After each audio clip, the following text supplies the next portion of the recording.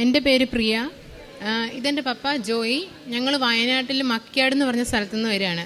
അപ്പം ഞാൻ ആദ്യമായിട്ട് എൻ്റെ ഉടമ്പടി എടുക്കുന്നത് 2023 മാർച്ച് 24-നാണ്. അപ്പം ഉടമ്പടി എടുക്കാനായിട്ട് ഞാൻ ഇവിടെ വരാനുള്ള പ്രധാന കാരണം എന്ന് വെച്ചിട്ടുണ്ടെങ്കിൽ എനിക്ക് കുടുംബത്തിൽ ഒരുപാട് ഫാമിലി ഇഷ്യൂസ് ഉണ്ടായിരുന്നു.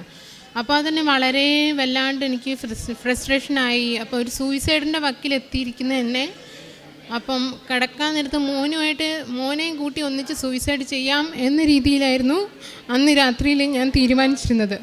അപ്പം എനിക്ക് ആരോ ഒരാൾ കൃപാസനം പത്രം തന്നിരുന്നു. അപ്പം ഞാൻ കിടക്കുന്ന കട്ടിലിൻ്റെ തലവണ്ണയുടെ അടിയിലായിട്ടായിരുന്നു വെച്ചിരുന്നത്.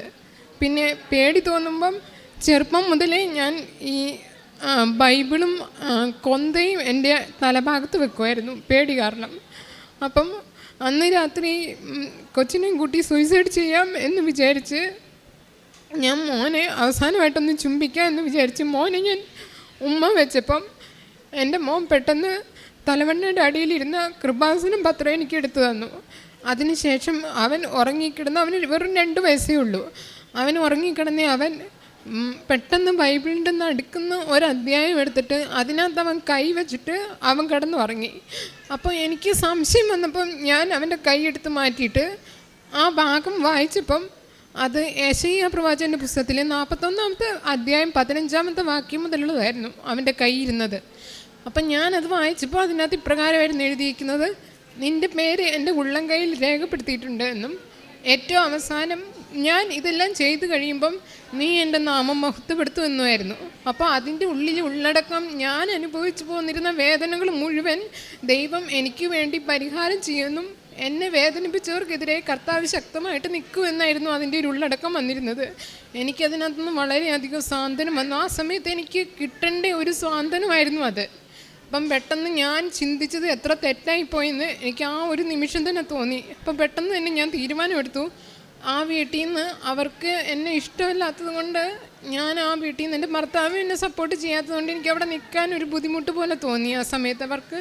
അപ്പം ഞാൻ എൻ്റെ വീട്ടിലോട്ട് പോകാമെന്ന് വെച്ച് കഴിഞ്ഞിട്ടുണ്ടെങ്കിൽ വീട്ടിൽ ഞാൻ ഏറ്റവും മൂത്തതാണ്. അപ്പം എൻ്റെ അനിയൻ്റെയും കല്യാണം കഴിഞ്ഞിട്ടില്ല. അപ്പം ഒരു മാസം എങ്ങനെയെങ്കിലും കഴിച്ചു കൂട്ടുന്ന ഒരു കുടുംബത്തിലോട്ട് ഒരു കുഞ്ഞിനെയും കൊണ്ട് കയറി ചെല്ലുമ്പം അവർക്ക് ഞാൻ ബാധ്യതയായാലോ എന്നുള്ളൊരു ചിന്ത കൊണ്ടാണ് ഞാൻ അങ്ങനെ ചിന്തിച്ചു പോയത്. അപ്പം പെട്ടെന്ന് ഞാൻ ഉടമ്പടി എടുക്കാൻ വേണ്ടിയിട്ട് പെട്ടെന്ന് തീരുമാനിച്ചു. മമ്മീനെ വിളിച്ച് പറഞ്ഞു. അപ്പം ഞങ്ങൾ ബുക്ക് ചെയ്ത് നോക്കി, സ്വന്തം വാഹനത്തിലാണെങ്കിലും വരാമെന്നുള്ള രീതിയിൽ. പക്ഷേ ഞങ്ങൾക്ക് കൃപാസനത്തിലോട്ട് പോകുന്ന ബസ്സുണ്ട് വയനാട്ടിൽ നിന്ന്. അപ്പം അങ്ങനെയാണ് ഞാൻ ആദ്യമായിട്ട് ഇവിടെ വന്നിട്ട് ഉടമ്പടി എടുക്കുന്നത്.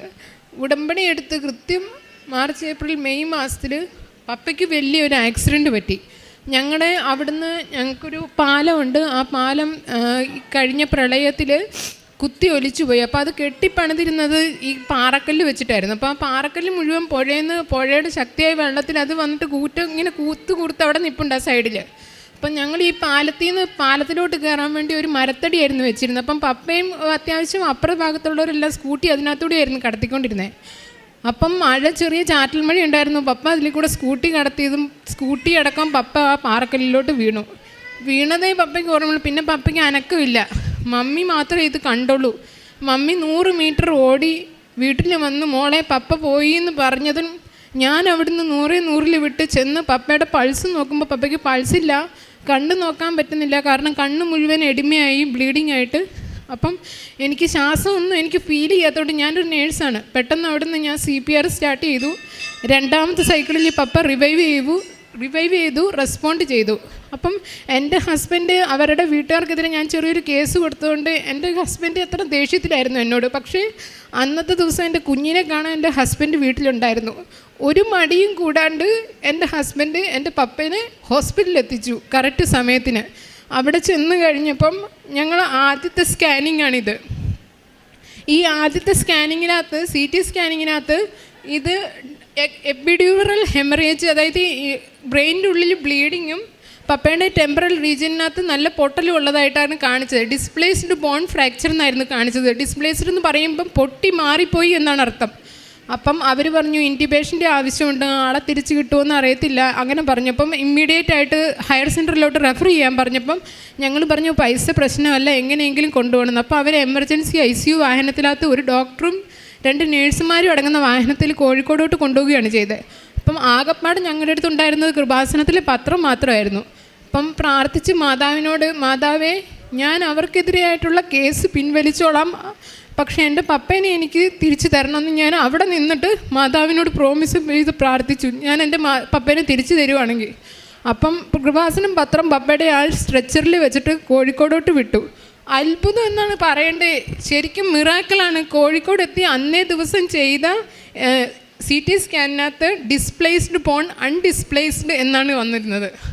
അൺഡിസ്പ്ലേസ്ഡ് എന്ന് പറഞ്ഞാൽ പൊട്ടി അകന്നിരുന്ന പോണ് ഒന്നിച്ച് ചേർക്കപ്പെട്ടു. അവിടെ 5 mm തിക്നെസ് ഉണ്ടായിരുന്ന ബ്ലീഡിങ് ചെറിയ മിനിമൽ ബ്ലീഡിംഗ് ആയിട്ട് മാറി.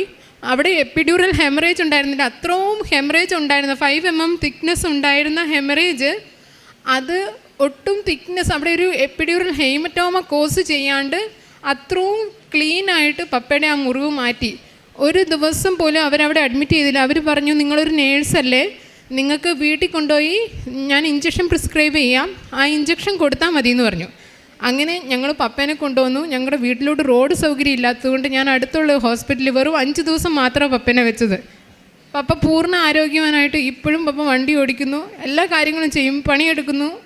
ഞങ്ങൾക്ക് പൈസയുടെ അത്രയ്ക്കും ടഫായിരുന്ന സമയത്ത് പോലും ഒരൊറ്റ പൈസ ഞങ്ങൾക്ക് പോക്കറ്റിൽ നിന്ന് പോയില്ല എന്നുള്ളതാണ് ഏറ്റവും വലുത്. ഒരു പ്രശ്നവും ഞങ്ങൾക്ക് വന്നില്ല. അതുകഴിഞ്ഞ് 2ാമത്തെ സാക്ഷി എന്ന് പറയുമ്പോൾ എനിക്ക് OET പഠിച്ച് ഇവിടുത്തെ നിയോഗത്തിൽ ഞാൻ 6 നിയോഗത്തിൽ എനിക്ക് OET പഠിച്ച് പുറത്ത് പോകണം, എനിക്ക് ഫാമിലിയോടൊപ്പം പോകണം എന്നായിരുന്നു. അപ്പോൾ ആദ്യത്തെ പ്രാവശ്യം ഞാൻ എഴുതി. അപ്പോൾ ആദ്യത്തെ പ്രാവശ്യം എന്ന് പറഞ്ഞാൽ 2ാമത്തെ ഉടമ്പടി എടുത്തപ്പോഴാണ് എനിക്ക് എഴുതാൻ കിട്ടിയത്. അപ്പോൾ എഴുതിയപ്പോൾ എനിക്ക് ആദ്യത്തെ അറ്റംപ്റ്റിൽ തന്നെ 2 B 2 C+ വരുന്നു, അതായത് മാൾട്ടയ്ക്ക് പോകാം എന്നൊരു രീതിയിൽ. അപ്പം മാൾട്ടയ്ക്ക് പോകണമെങ്കിലും 6 lakhോളം വേണം. അപ്പോൾ അത്രയും പൈസ ഉണ്ടാക്കാനും എൻ്റെ ഫാമിലീനെ സംബന്ധിച്ച് അത് വളരെയേറെ ബുദ്ധിമുട്ടുള്ള കാര്യമാണ്. അപ്പം ഞാൻ മാതാവിനോട്, എന്നാലും എനിക്ക് മാതാവ് ഇത് തന്നല്ലോ എന്നുള്ള സന്തോഷത്തിൽ ഞാൻ കഴിഞ്ഞ ഒക്ടോബറിൽ ഇവിടെ സാക്ഷ്യം പറയാൻ വന്നപ്പോൾ പപ്പേനെ കൊണ്ടുവന്നില്ലായിരുന്നു.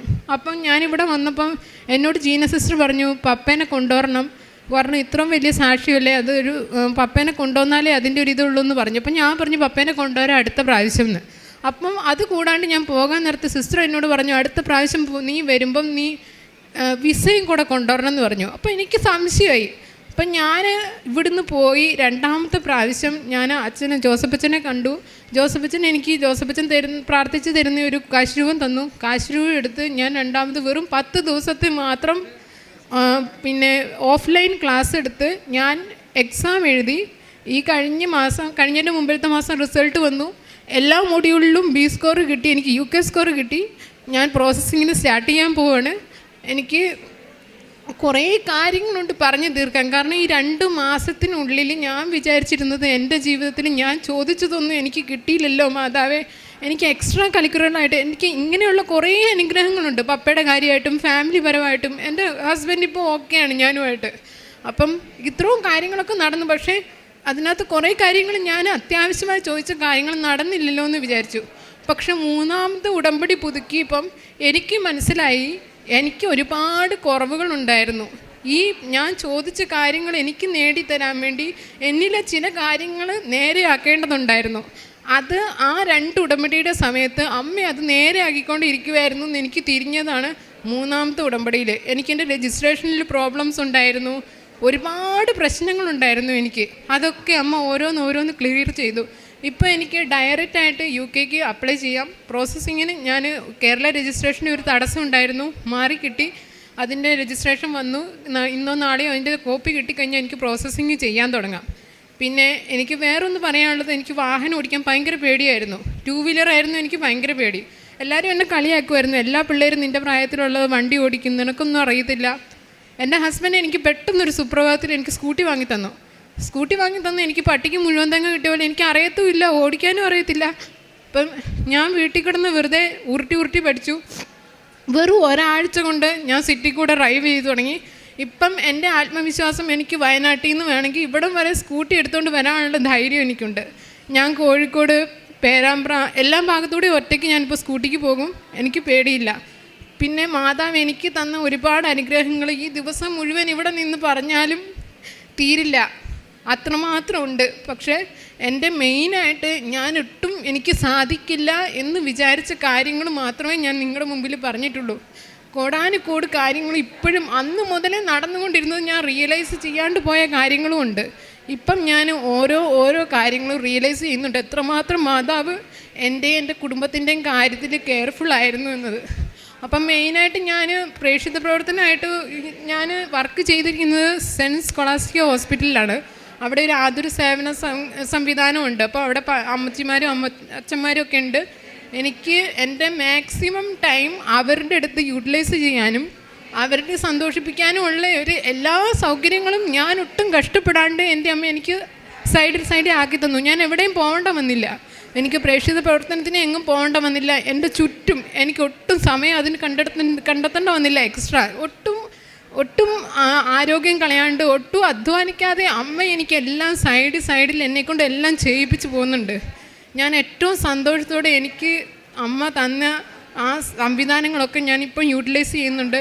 എനിക്ക് പത്രം കിട്ടുമ്പോഴും കൃപാസനം പത്രം കിട്ടുമ്പോഴും അസുഖമുള്ളവർ വരുമ്പോൾ കൃപാസനം തൈലം കൊടുത്തും ഉടമ്പടി തൈലം കൊടുത്തുമൊക്കെ ഞാൻ പ്രേക്ഷിത പ്രവർത്തനം മുമ്പോട്ട് കൊണ്ടുപോകുന്നുണ്ട്. ഇനിയും ഞാനത് മുമ്പോട്ട് കൊണ്ടുപോകും. എൻ്റെ പ്രോസസ്സിംഗ് ഒക്കെ കഴിഞ്ഞ് എൻ്റെ കുഞ്ഞിനെയും കെട്ടിയവനെയും ഞാൻ എൻ്റെ കൂടെ കൊണ്ടുപോയി ആദ്യത്തെ ലീവിന് ഞാൻ അവരെ ഞങ്ങൾ 3 പേര് പിന്നെ ഇവിടെ വരും സാക്ഷ്യം പറയാൻ വേണ്ടിയിട്ട്. ഒരുപാട് അനുഭവം, ഇപ്പോൾ ഒരു ദിവസം നിന്ന് പറഞ്ഞാൽ പോലും തീരാത്തത്ര അനുഭവങ്ങൾ ഉള്ള വ്യക്തികളെയാണ് നമ്മൾ വളരെ ചുരുങ്ങിയ സമയം കൊണ്ട് ഏറ്റവും പ്രധാനപ്പെട്ടത് മകൾ പറഞ്ഞു അസാധ്യമാണെന്ന് കരുതിയ എന്നാൽ സാധ്യമായി തീർന്ന ഏറ്റവും പ്രധാനപ്പെട്ട കാര്യങ്ങളാണ് ഇപ്പോൾ സാക്ഷ്യമായിട്ട് പറഞ്ഞത്. ഇപ്പോൾ സാക്ഷ്യത്തിൻ്റെ ആരംഭം, ഒരു ഉടമ്പടിയുടെ ആരംഭം ഇതിൽ ആരോ പ്രേക്ഷിത പ്രവർത്തനത്തിൻ്റെ ഭാഗമായിട്ട് എന്നോ കൊടുത്തൊരു പത്രത്തിൻ്റെ കാര്യമാണ് ഇവിടെ റെഫറൻസിൽ ഫസ്റ്റ് വരുന്നത്.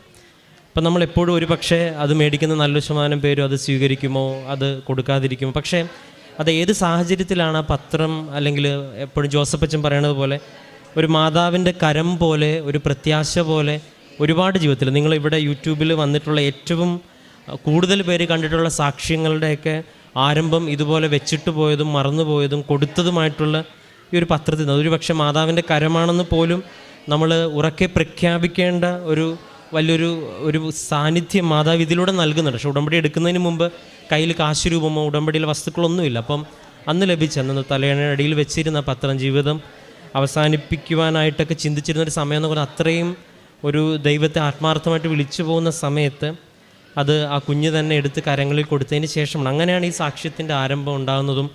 പിന്നീട് നെക്സ്റ്റ് അത് ബൈബിളിലേക്കാണ് വരണത്. അപ്പോൾ സാക്ഷ്യങ്ങൾ നിങ്ങൾ കേൾക്കുമ്പോൾ വെറുതെ കേട്ടു പോരുത്. അതിൻ്റെ ഒരു ദൈവത്തിൻ്റെ പദ്ധതിയുടെ ഒരു കാൽക്കുലേഷൻ ഉണ്ട് അതിൽ. പിന്നീട് ബൈബിളിൽ ആ വിഷയമായിട്ട് ബന്ധപ്പെട്ട ഒരു സന്ദേശം യെശയ്യാ പ്രവാചകൻ്റെ പുസ്തകത്തിൽ നിന്ന് ലഭിച്ചു എന്നുള്ളതും പിന്നീട് അങ്ങോട്ട് ഈ ജീവിതം വീണ്ടെടുത്ത് ഇന്ന് ഈ അൾത്താര വരെ വന്ന് നിൽക്കുന്ന വിശ്വാസയാത്രയാണ് വളരെ ചുരുങ്ങിയ ഭാഷയിൽ പറഞ്ഞു. അതിൽ നമ്മൾ പറയുന്ന പോലെ മാതാവ് ചിലപ്പോൾ ഈ 3 പുതുക്കായിട്ടും ജീവിതത്തിൽ ഇടപെടുന്നില്ല എന്ന് തോന്നി പ്രാർത്ഥിച്ചപ്പോൾ മാതാവ് തന്നെ ഒരു ബോധ്യം നൽകിയിട്ടാണ് അൾത്താര നിൽക്കുന്നത്. തൻ്റെ ജീവിതത്തിലുള്ള പല കാര്യങ്ങളും മാതാവ് ക്രമീകരിക്കുന്നുണ്ട്. അപ്പച്ചന് ലഭിച്ച സൗഖ്യം ക്രമീകരിക്കുന്നതിനോടൊപ്പം ഈ മകളുടെ ജീവിതവും കൂടി ക്രമീകരിക്കുന്നുണ്ട്. ഒരു പക്ഷേ ഒരുമിച്ച് വരികയാണ്. ഒരു പക്ഷേ ഏറ്റവും വലിയ അത്ഭുതം അതാണ്, പരസ്പരം മാറി ജീവിക്കുവാനുള്ളൊരു തീരുമാനത്തിൽ നിന്ന്. ഇതിപ്പോൾ ആദ്യത്തെ സാക്ഷ്യമല്ല, കഴിഞ്ഞ ദിവസങ്ങളിലൊക്കെ ഇതുപോലെ വന്ന സാക്ഷ്യങ്ങളുണ്ട്. അപ്പം ദൈവം എങ്ങനെയാണ് നമ്മുടെ ജീവിതത്തിൽ സെറ്റിൽമെൻറ്റ് നടത്തുന്നതെന്ന് നമുക്കറിയത്തില്ല. ഒരു കാര്യം അറിയേണ്ടത് ദൈവത്തിനോട് ചേർന്ന്, അതുകൊണ്ട് കർത്താവ് എപ്പോഴും പറയണം നിങ്ങൾ എന്നിലും നിലനിൽക്കുകയും ഞാൻ നിങ്ങളിലും വസിക്കുമെന്നൊക്കെ പറയുന്ന വചനത്തിൻ്റെ ഒരു ഇതാണ്. ഉടമ്പടിയിൽ സംഭവിക്കുന്നത് ഇത് തന്നെ. അപ്പോൾ അത് ക്രമീകരിക്കപ്പെടുന്നു. അപ്പോൾ വളരെ ചുരുങ്ങിയ ദിവസം കൊണ്ട് ആ പരീക്ഷയെല്ലാം എഴുതി ദൈവം ക്രമീകരിക്കുന്നു. ഒപ്പം ഇത്രയേറെ ബുദ്ധിമുട്ടുണ്ട്. ലൈറ്റ് വെയ്റ്റിംഗ് എന്ന് പറയുന്ന ഉടമ്പടിയിൽ വല്ലാത്തൊരു സംഭവമുണ്ട്. അതായത് ഇത്രയും ബുദ്ധിമുട്ടിലൂടെ കടന്നു പോകുമ്പോഴും നമ്മളിങ്ങനെ തീക്ഷ്ണതയോടെ കൊണ്ടുപോകാനായിട്ട് പറ്റുന്നു. ഒപ്പം മാതാവിൻ്റെ വലിയൊരു പ്രസൻസ് ഉടമ്പടി വസ്തുക്കളിലൂടെ ലഭിച്ചു എന്നും പറഞ്ഞത് ഏറെ പ്രത്യേകിച്ച് ഇതിൽ കൃപാസനം പത്രം എന്നത് തന്നെയാണ് പറയുന്നത്. അപ്പം അങ്ങനൊരു പ്രസൻസ് അനുഭവിക്കാൻ പറ്റണം. ഏറ്റവും അവസാനം ഇന്നേ അൾത്താര വരെ വന്ന് നിൽക്കുമ്പം ഒരുപാട് അനുഭവങ്ങളുമായിട്ട്, ഒരു പക്ഷേ നമ്മൾ വിശ്വസിച്ചാലും ഇല്ലെങ്കിലും അതൊരു വിഷയമേ അല്ല. കർത്താവ് ചില ഉപമകൾ അവസാനിപ്പിക്കുമ്പോൾ പറയും കേൾക്കാൻ ചെവിയുള്ളവൻ കേൾക്കട്ടെ എന്ന്. ഒരു പക്ഷേ ചില സാക്ഷ്യങ്ങൾ അങ്ങനെയാണ്. വിശ്വസിക്കുവാനുള്ള എല്ലാ യുക്തിയും വ്യക്തമായിട്ട് ഒരു പ്രൊഫഷണൽ നേഴ്സായതുകൊണ്ട് തന്നെ വിത്ത് ഡോക്യുമെൻറ്റ്സിൽ കാര്യങ്ങളെല്ലാം നമ്മുടെ മുമ്പിൽ അവതരിപ്പിച്ച് ഇതാണ് സംഭവിച്ചത്, ഇങ്ങനെ സംഭവിക്കണം. കാരണം അവർ പഠിച്ചവരാണ്. അപ്പോൾ അത്രയും ബോധ്യത്തിൽ പറയുന്നു. ഇനി ദൈവം തിരഞ്ഞെടുത്ത് നമ്മൾ കേൾക്കുമ്പോൾ നമുക്ക് അഭിഷേകം ലഭിക്കട്ടെ, ദൈവം തിരഞ്ഞെടുക്കേണ്ടത് പ്രാർത്ഥിക്കുന്നു. നേരെ പ്രത്യേകിച്ച് നമ്മൾ ഈ കേട്ട സാക്ഷ്യത്തെ പ്രതിയും ദൈവം ഇടപെട്ട ഈ മാർഗത്തെ പ്രതിയും വരെ പ്രത്യേകിച്ച് ഈ മകൾക്ക് ലഭിച്ച ആ വിശ്വാസത്തിൽ ലഭിച്ച ഇത്രയും അനുഭവങ്ങളെയും പ്രതി നമുക്കെല്ലാവർക്കും കരങ്ങളടിച്ച് ദൈവത്തിൻ്റെ നാമം മഹത്വപ്പെടും.